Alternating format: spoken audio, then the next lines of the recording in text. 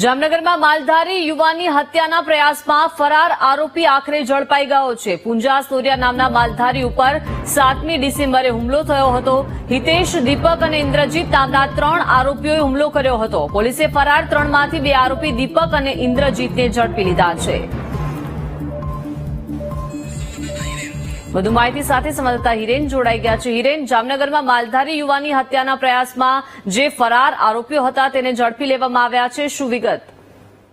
જી દીપિકા, ચોક્કસ જણાવી દઉં કે જામનગરના જે આખા વિસ્તાર છે ત્યાં એક જે માલધારી યુવક હતો તેને અંગત અદાવતને ખાસ રાખી 3 યુવાન દ્વારા આ માલધારી યુવકને મારવામાં આવ્યો હતો। 3 યુવાન જે જામનગરના રાજપાટ વિસ્તારના હોવાનું જે ફરિયાદમાં ઉલ્લેખ કરવામાં આવ્યો હતો।